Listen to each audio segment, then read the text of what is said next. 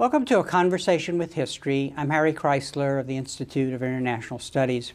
Our guest today is the distinguished anthropologist Talal Asad, who is the 2008 Forster Lecturer on the Berkeley campus. Professor Asad, welcome to Berkeley. Thank you very much. Where were you born and raised? Well, I was born in Saudi Arabia, actually, because my mother comes from there, and my parents moved when I was a couple of years old to India and then eventually to Pakistan. Mm-hmm. So I was raised both in India and in Pakistan. And looking back, how do you think your parents shaped your thinking about the world? Well, in very different ways. My mother was a very traditional woman. My father actually was an Austrian Jew who had converted to Islam in his 20s. And was a correspondent, a foreign correspondent for the Frankfurter Allgemeine Zeitung and for the Neue Zürcher Zeitung as well. In the 30s he had to give up the first one, the Frankfurter one, because he was not allowed to continue. And he was very interested in the Middle East, and that was where he eventually settled for 6 years in Saudi Arabia, married my mother, and moved on to India, partly for reasons, journalistic reasons, but also because he had friends who urged him to come.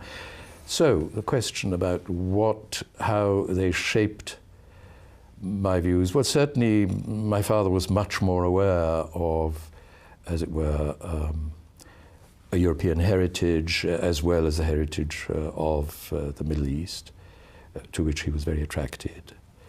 And although he had a relative, his mother's relatives, in Palestine at the time, in the 20s, he was born in 1900. Mm-hmm. And he converted when? And he converted in his mid-20s. I see. And he died in 1992 in Spain. Mm-hmm. He's buried there. But he was always really a strong anti-Zionist. He felt that this was a great mistake, even before he became, before he was converted. Mm-hmm. So what I'm hearing you say is you must have gotten a real sense of the diversity of the world and the complexity of the world from them. Absolutely. And I was a child, but my father was interned during the war as an Austrian citizen, even though he was a Jew, by the British. It was, of course, British India at the time. And I was a child, but most of the people there during those years were, in fact, from Central Europe, who had been brought together. So I have memories of them as well. And then shortly after the war, we went to the Punjab, which became Pakistan.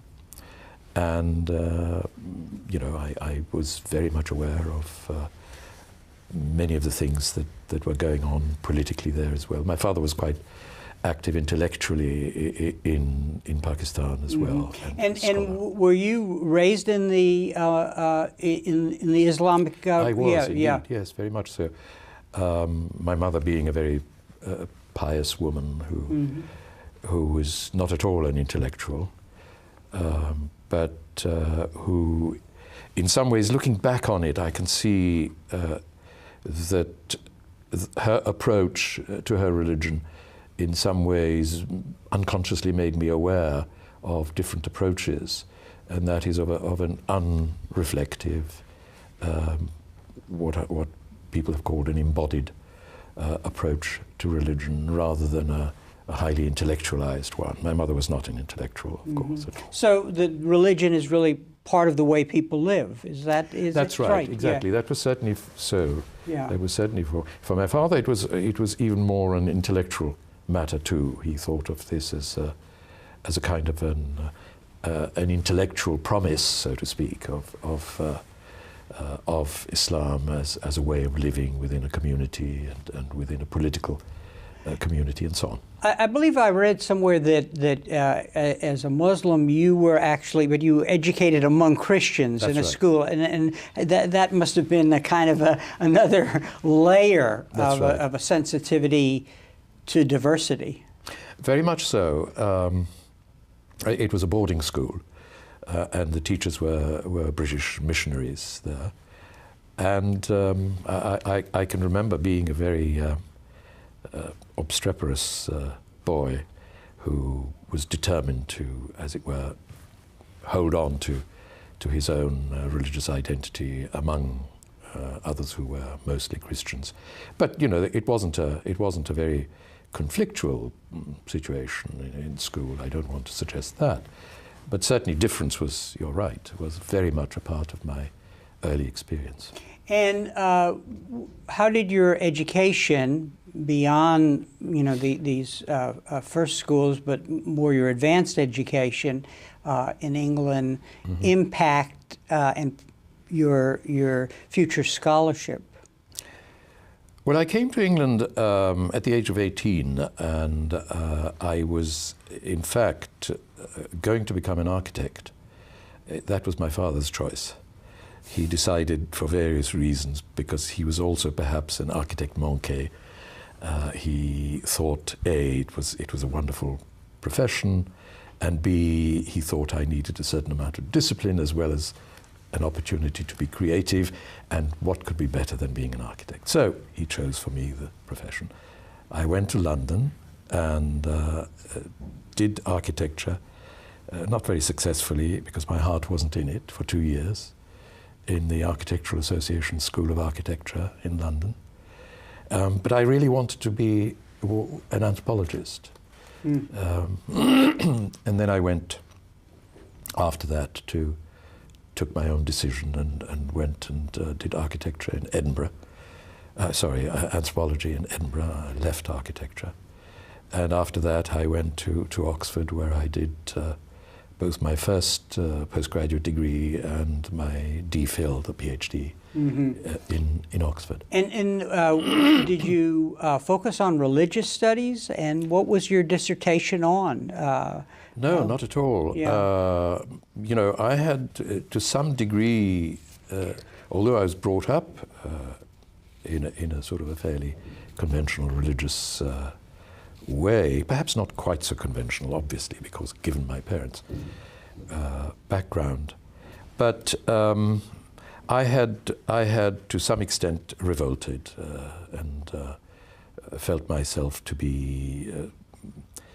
have lost my faith already at the age of about 14 and so on. And I wanted very much to come to Europe, which I regarded as a source of all the wonderful things that seemed somehow not to be present in Pakistan at the time. And I remember that my father tried to, in his own way, to disabuse me of some of my ideas, which were rather naive. But nevertheless, he allowed me to go to Europe, which was interesting. And indeed, he even encouraged me when I was a boy to try and learn the piano and things like that. European music is something which I am extremely fond of and still am deeply fond of. But going to Europe was, for me, both something which was exciting to arrive at, and at the same time, as I've said to friends, a kind of a slow disabusement, because I sort of had clearly had ideals and so on which were very misplaced in terms of what actually existed. But my intention to do anthropology was part of if you like, a purely secular choice. And I eventually did field work in a pastoral nomadic society in the deserts of northern Sudan in the 60s. And it didn't deal with religion at all. It had to do with their economy and their political system primarily, their local political system. Were there any particular political awakenings that you had in the 60s? I mean, coming from this background where you must have sensed, however young you were, the turmoil in the Pakistan region, and then coming to your mature years of education. Yes. In the 60s. What stands out? Well, I think one of the moments, a very important moment of in my life was the '67 war, and I've written about this elsewhere, or spoken about it anyway. It was very traumatic for me in the sense that I couldn't quite understand the reaction of so many people in Britain to what had happened, and a kind of exaltation on the part of the British, which I thought was inexplicable to me. As I've said elsewhere, I think I could understand that the Israelis might have felt, very pleased with the fact of the victory. But why were the British so enormously satisfied with it and emotionally pleased? So, and that had to do with, of course, their earlier experiences, particularly the '56 war, and their sense of humiliation at that time when they were obliged, you remember, to withdraw. And some of that came back, and that was very important for me, and it also made me think much more seriously about the entire colonial experience, which British society still somehow retained in part. I want to ask you about being an anthropologist, but what you just said is maybe a lead into this, because as an anthropologist, one thing that stands out in the work of yours that I read is your sensitivity to power and the relationships of power between the former colonial powers and their former dependencies. And it strikes me that what you just said, was that an entree point into this insight, that is, with your background, sort of being surprised by the exaltation and then sort of thinking about that? Yeah, I think that's a very good question, because I was certainly aware of power in a very general sense and aware of the history of colonialism. But the way in which it seemed to work within the psyche, if you like, of people, both individually and collectively, was something that I felt was much more important than I had realized. And, you know, as I said, when I came to Britain, I was also enormously enamored of what one might call an Enlightenment kind of culture, which I thought I would find. And I was enormously anticipatory with regard to ideas of equality and justice and rationality and so on, you know, held rather naively, of course, as a boy in my late teens, but nevertheless very powerfully. And in some ways, I think what my engagement with, or my concern for power has been, is a kind of complexification of those understandings.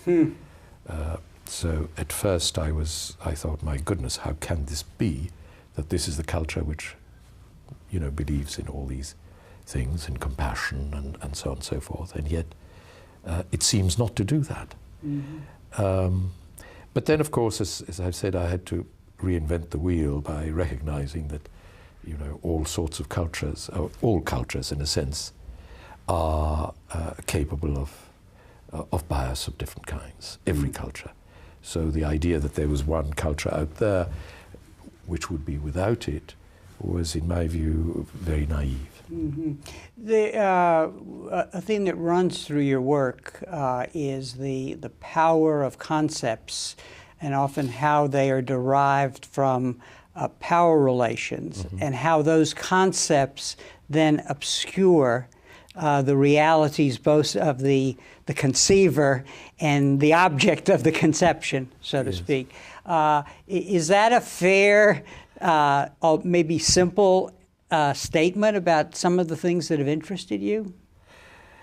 Yes, I suppose it's one way of putting it. But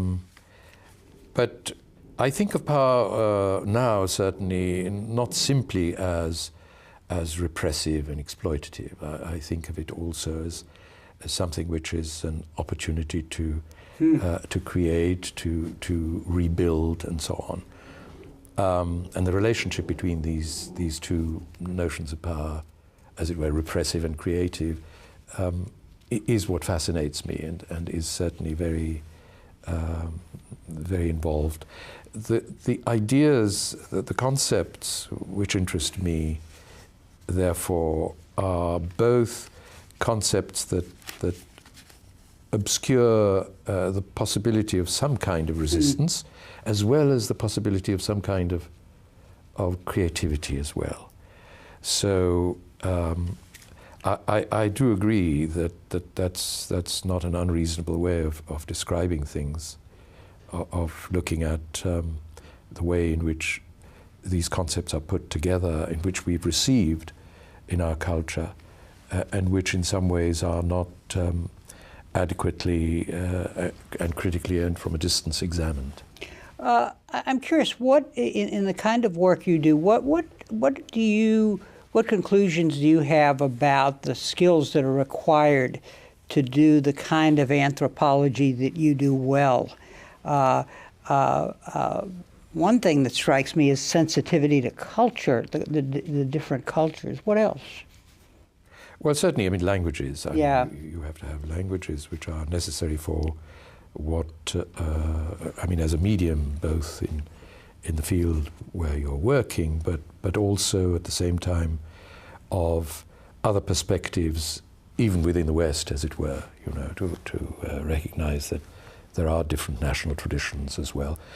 I think the ability to listen is very important. I don't know that's the kind of skill that can be very sort of systematically or formally learned, but it certainly has become easier for me, both through teaching, particularly through teaching, and through field work.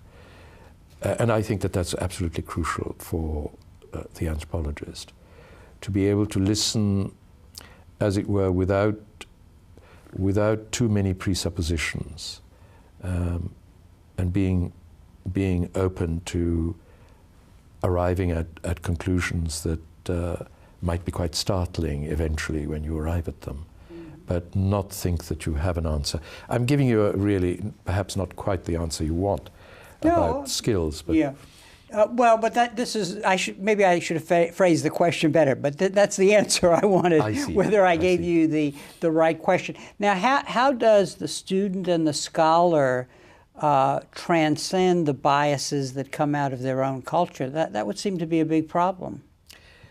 It is a big problem, and certainly, I don't think any of us can completely overcome our biases and the formation that has made us what we are. But insofar as one can try, by encountering very different kinds of cultural phenomena, very different kinds of human beings in different societies, and demand of oneself that one listen, as I said a moment ago, and that one try and question not only what one finds out there, to question also oneself. I mean, I'm a great believer in criticism, and criticism which I think should not be confined only to, as it were, the cultural phenomena that we encounter, but also our own criticism, self-criticism. I don't know, one can only try, And of course, we won't completely succeed, I'm convinced, but we can try and question ourselves.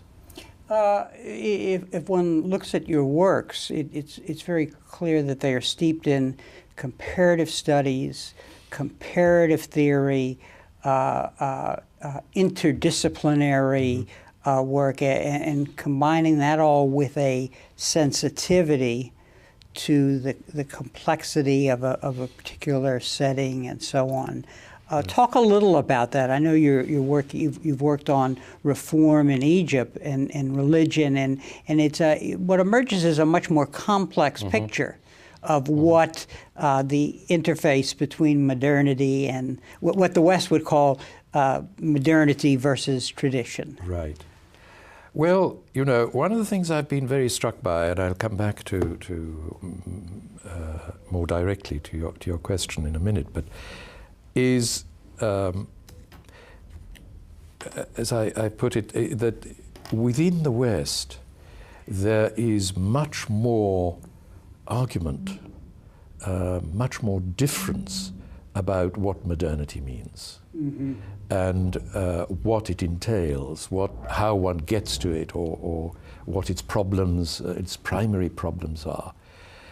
Too often, partly because it's a presentation of Westerners who have, as it were, directed their words to the non-Western world, and also as a consequence people in the non-Western world, there seems to be what I call a single face to modernity.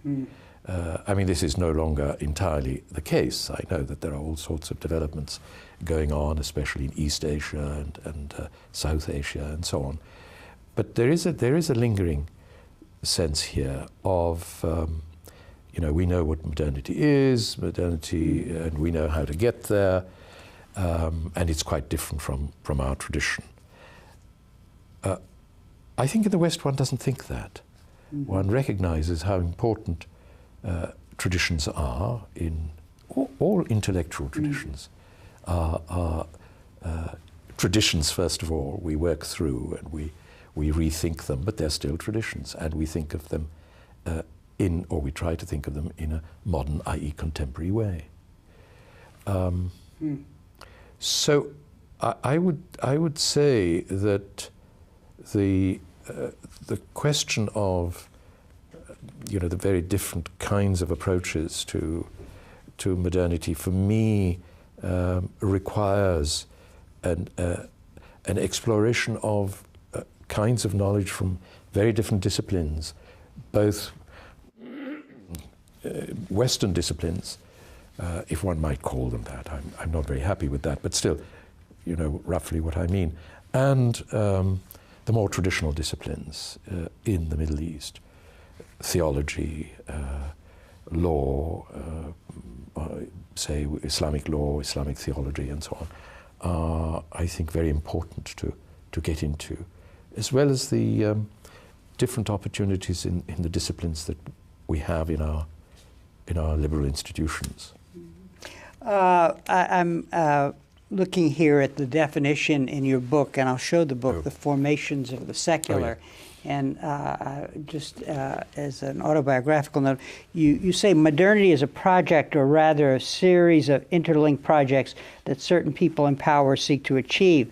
The project aims at, and then you list the, and what just sort of struck me was many of these things must have been in your mind's eye when you came to England, thinking that you had found a secular Mecca. And a modern, yes. Yes, yeah. Absolutely, so, yes. So that was, and in another place, and I can't unfortunately find the quote right now, you mentioned that we forget that the notion of modernity that the West has come up with really emerges out of a particular time in our history when we made a transformation, and we forget that, and then want to apply the concept that emerged from that to other peoples who come from different practices and different histories. Exactly. I think that that's very true, and that is, of course, part of the reason why we find so many problems, both social and political, in that part of the world. Indeed, we sometimes, you might say, some of these problems arise here too in the West, or whether it's the United States or Europe. For some people, the idea of modernity is quite straightforward, and certain things must be rejected if one is to be truly modern. And for other people, not so. You know, one has seen arguments about the British political system. No doubt you're familiar with these arguments, which say, well, of course, the British system is not completely modern yet because, you know, the Church of England still has a certain important place in the British government, and you can't call that modern, because in a modern state, and here we think of either of the United States or France, both very different kinds of secular arrangements, in which, in some ways, religion is at least politically intended to be kept out. So, but I'm not sure that it's a good description, say, of the British system to say it's not modern. This presupposes a single model. The question is it the kind of society that produces obstacles in the path of various developments which we think of as valuable or not, rather than is it modern or not? I mean, that's why I'm a little leery of the idea of modernity as well. And you go on to point out in this book that the theory makes the assumption that it's a binary choice, that it's one or the other, and you're trying to help us understand that there's much greater complexity, and in a way, I think you're suggesting that you can't actually understand what's going on in a place like Egypt, and how it reformed itself in religious matters, and how this interface between what came from the outside, interface with kind of living practices and a living religion. Yeah, this is absolutely true as far as you know, my work on Egypt is concerned. This is what I've tried to do, and I think of this as an anthropology which is, I think, appropriate for our time. By which I don't mean it's the only thing that one can do as an anthropologist, but I think it's very important to be able to somehow tackle the question of various interconnections as well as distinctions, but in ways that are not binary, as you've just rightly quoted. Because I think that the language that we use, that everybody uses, makes for very different possibilities of interpretation and of living, and therefore binaries are a rigid way of approaching these problems. I think it's a mistake to even think of, you know, the secular and the religious in strictly binary terms. I think that there are all sorts of interpenetrations, especially if you look at it historically as well as cross-culturally. You see that there are various connections, various transmutations of concepts, of modes of behavior, of organizations and so on. You write, in an interdependent world, traditional cultures do not spontaneously grow or develop into modern cultures. People are pushed, seduced, coerced, or persuaded into trying to change themselves into something else, something that allows them to be redeemed. I'm curious because, of course, this is an insight into what's going on in the developing world, but one could almost apply this to the United States itself and the way our secular modern elites have been shocked by the revival of religion in this country and the way it seeks to intrude into politics. Right. Yeah. I know. I'm still learning about the United States and the problem or the problems that people see of secularity and religion.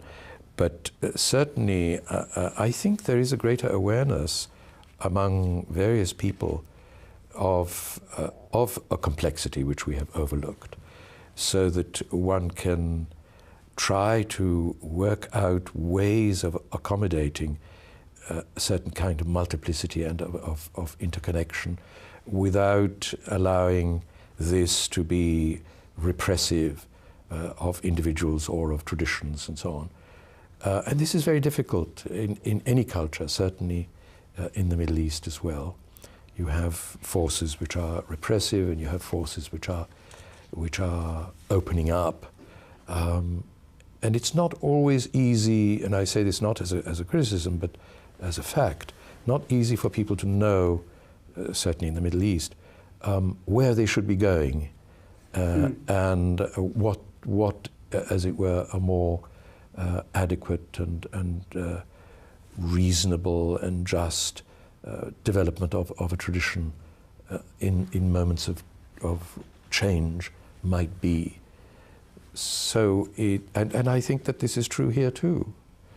You know, people are on the one hand worried by certain developments in the demand for the intrusion of religion into politics, but in other ways they do recognize that there are some aspects of what we call religion which somehow could have a place, as it were, in the public square. But how to do? And the important thing here, which we should say for our audience, is that secularity, being secular, defines a world in which religion is separated from the public space, and the two, although side by side, do not meet. And what we are encountering in the world and here at home is the concept doesn't work completely. Right. Yeah. Right. And I think unless one finds ways in which one can address that difficulty, you know, the outcome will often be rather unpleasant. And I do think that it's necessary not just to keep insisting on a straightforward separation of two things which are themselves very ambiguous, religion on the one side and secularity on the other, but to recognize that there have to be, one must analyze out what the implications of each are, to what extent elements of each can be changed, accommodated, made to answer for its own claims. And I think that this can apply to both secularity and religion. And a place where this problem emerges very strongly is in Europe today, as it deals with its Muslim communities. Absolutely, yes.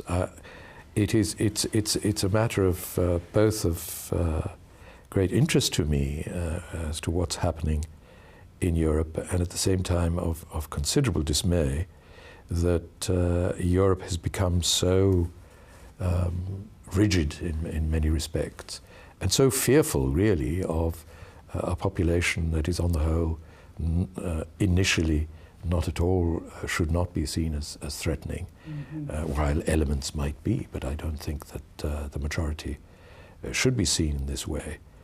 And there are ways of accommodating, and some are more, and some states and some national traditions are very rigid. The French one, of course, is famously extremely rigid about accommodating certain kinds of religious differences. For example, the veiling, the whole veiling, issue, yes. Yeah, absolutely. But you know, many people often forget that the French, who are supposed to be so fiercely laic, are also able to accommodate religious schools, Catholic schools, which have a place within the government educational system. And it's possible for people to do whatever they like, including cover their head and so on, in religious schools, but not in government schools. I mean, there's a degree of, you know, contradiction and incoherence in our approaches to secularism in Europe as well as perhaps in the United States. You write that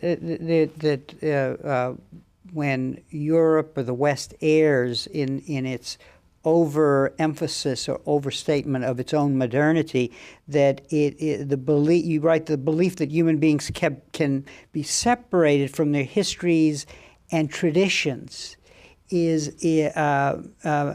makes it possible to urge a Europeanization of the Islamic world, and you're really suggesting that is going to create problems? Are you suggesting that, or what are the implications beyond an insensitivity to the reality of people that one presumably would want to integrate? Well, in the first place, yeah, I think that there are problems that will arise and have already arisen.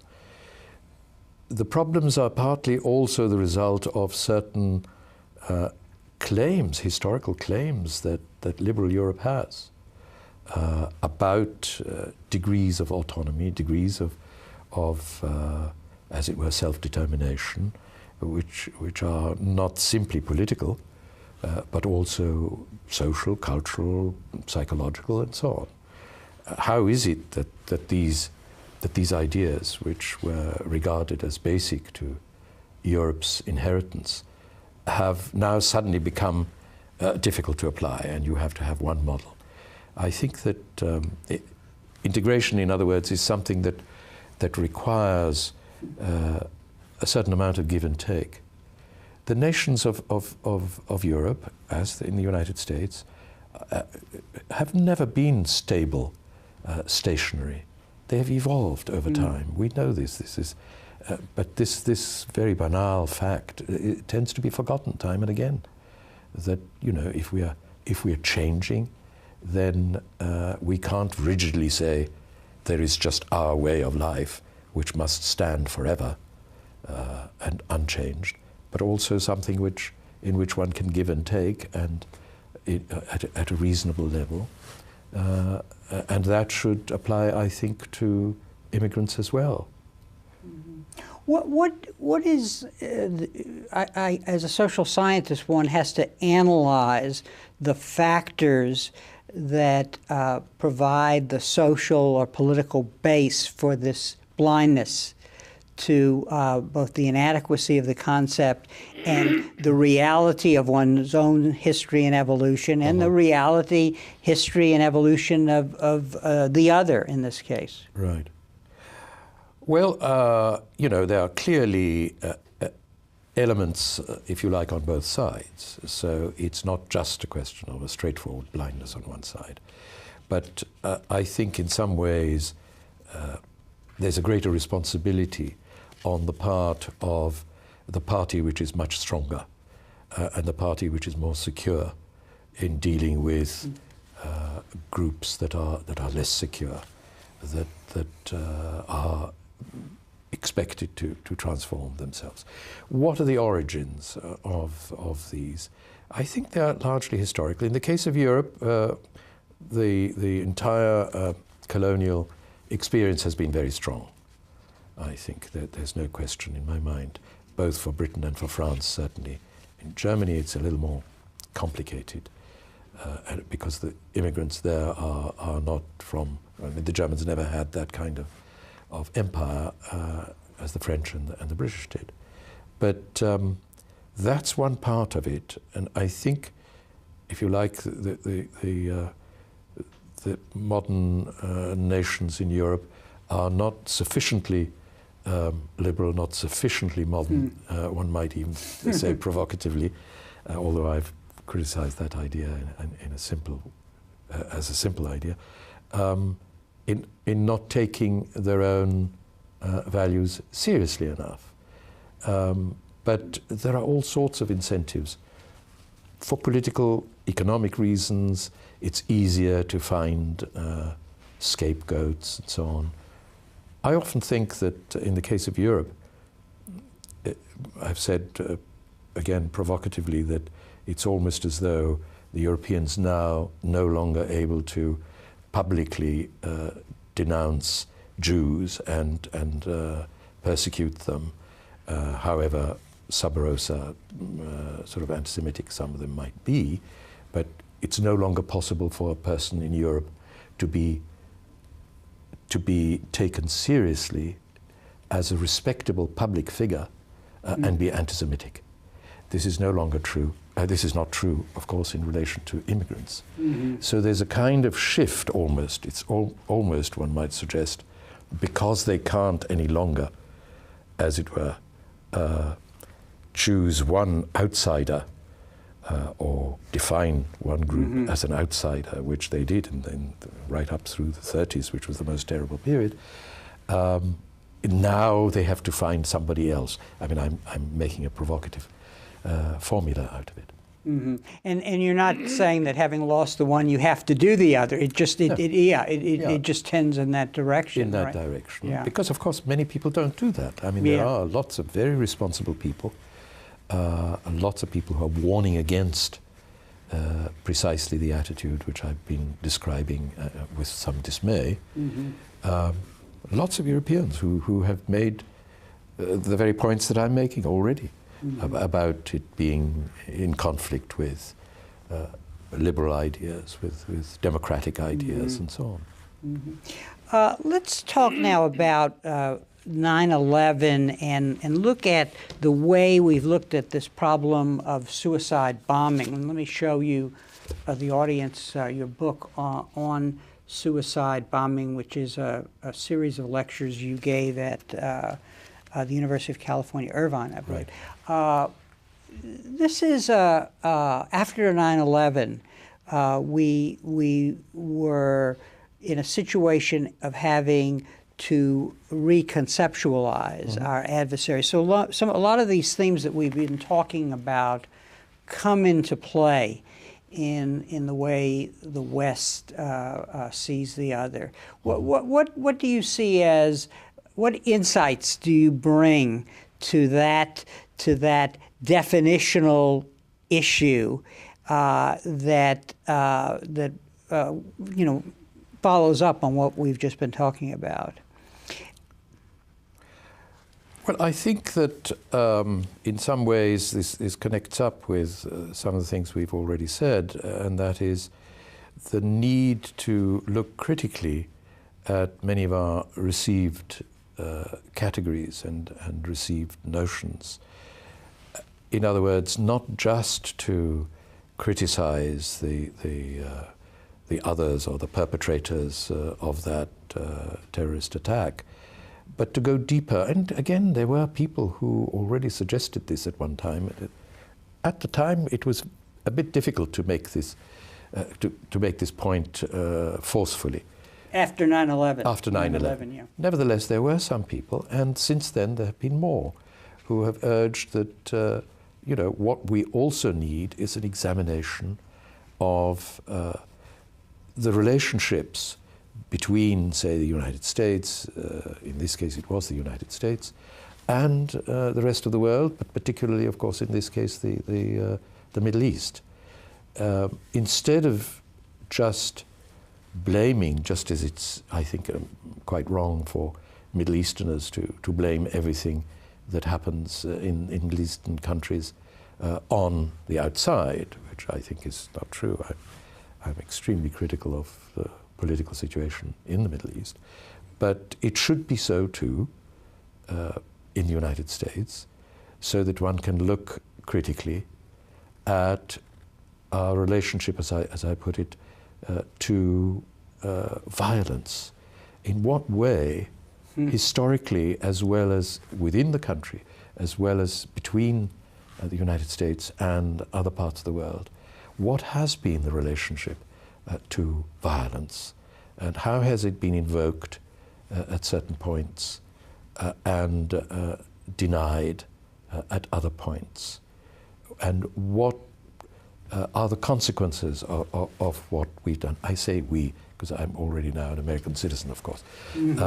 So I became an American citizen in summer of 2001, rather sort of symbolically. Anyway, so that's what I would say in answer to. I don't know whether I've really adequately. Yes, you not. had. Let's explore. But I, at least in terms of looking at the other, you say or you suggest the way you see, define, explain terrorism gives a justification for the actions of the state. That's my reading of what you're saying. In other words, that in going down one road of interpretation, it then makes it easier for the state to practice all kinds of violence and come up with a moral justification for that. And a violence not only on the outside world, but within. Yeah, right, Exactly. right. You know, so many people have complained, a restriction of liberties and all sorts of things. We're going over very familiar ground, which nevertheless needs, I think, to be stressed again and again.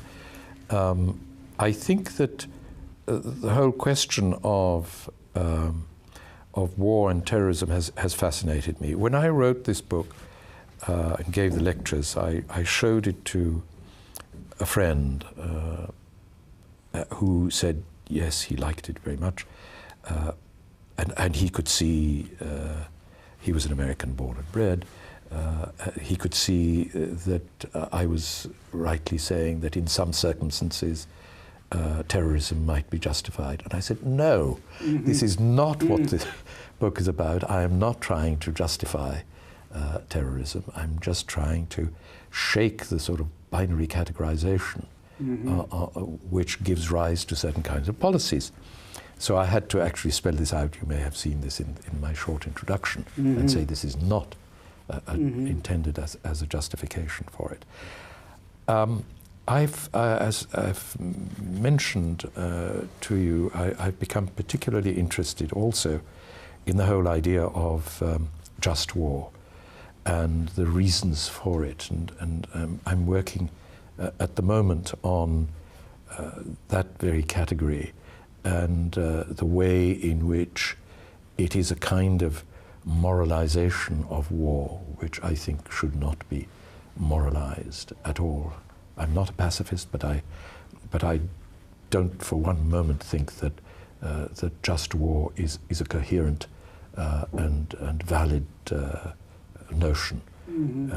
And the way in which this justifies certain kinds of violences, which are often of an enormously greater scale than anything that the wretched terrorists can do. There are so many things, not only in the way in which we have used air power in war, for example, but also in this very ambiguous business of when one transgresses the law of war. And the law of war is, for me, fascinatingly much more ambiguous than I thought it was. There's a very fine and insightful writer on this,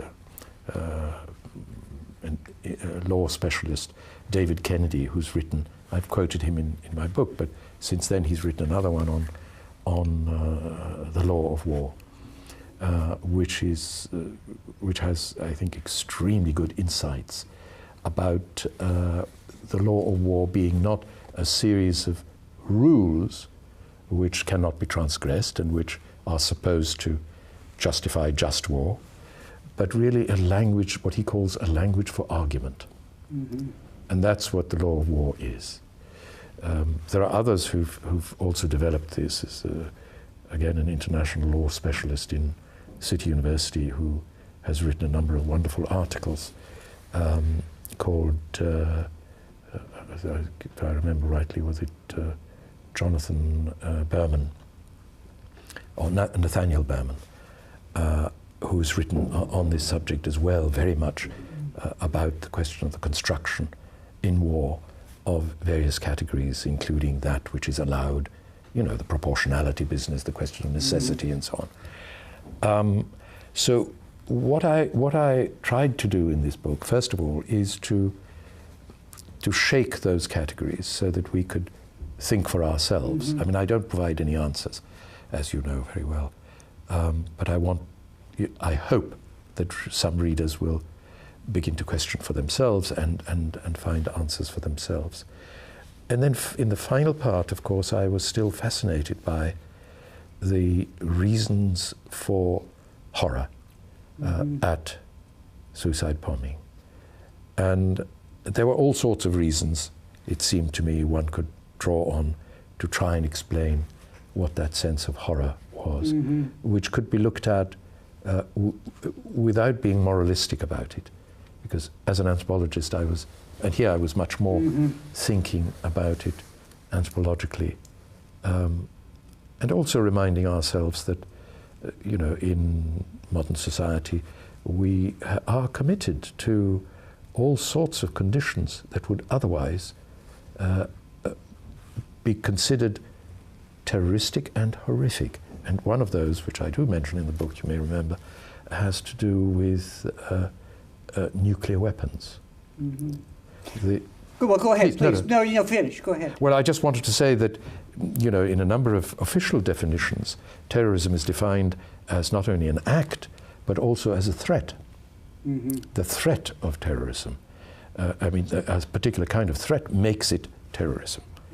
Now, it has seemed to me, as well as to legions of other people, that possessing nuclear weapons, which you say you're going to use if necessary, and you will destroy not only the enemy, but in the process yourself, you're prepared to do that, seems to me logically have the logical structure of terrorism. And yet we don't see that, and we don't address it quite in those terms, and I think we should. This part of the conversation is raising an interesting point, and that is, as a social scientist, as you try to disentangle the complexity of our own development and thinking about an issue, violence and war, violence between combatants, and so on, we basically get some new insights about ourselves. We see different things about the adversary. Now, what's interesting is the point you made about what your friend said, because when you begin to do that, what you're saying becomes politicized, and people say, oh, yes, you're defending suicide. Talk a little about that, because it really is an important issue of where the academy can have insights, but in those insights becoming part of the political debate, there is a politicization in which people are accused of saying things they didn't say. Yes, of course, this is very difficult to control to some extent. Let me approach this indirectly by referring to a review that was made of this book in the Times supplement, the Sunday supplement book review by Samantha Power, which in fact was about 3 books, including one of Petraeus and this book and one other, I forget which. And when she turned to that, she said, among other things, well, she said a couple of nice things, but she disagreed, of course, fundamentally with it. But she described it as an angry book, and she said, in the end, rage overcomes him. And I've been saying to my friends, did she read the book or didn't she? Well, the point is, you can't control how people read you. And I think that, this is simply a rediscovery of a fairly obvious thing. It's no use my saying, no, I wasn't angry, and I certainly wasn't enraged. But people will read you in odd ways, and to some extent you can control that by at least explaining yourself. But in the end, there are things that you can't, I think, totally control. How people will take up what you're saying. My hope is that insofar as there's a politicization, it can be seen as an indirect one. I mean, I think of, if you like, of democratic politics also as a kind of personal, interpersonal kind of ethical encounter in which one can one should be able to treat others with whom one is engaging on equal terms, critically, but also listening carefully, instead of jumping to the conclusion that that they belong to a certain category. What they've said, aha, we already know what he or she is saying, and we really will not tolerate that sort of thing. And asking oneself why one has these feelings of rejection as well as we proceed. For me, in a sense, democracy is not just about voting and so on, which is in some ways the least problematic aspect of democracy. There is that other aspect which I think is very important and very neglected, including the readiness to be self-critical. Professor Assad, on that note, I want to thank you for coming to the campus to be the Forster Lecturer and also for appearing on our program. Thank you. And thank you very much for joining us for this conversation with history.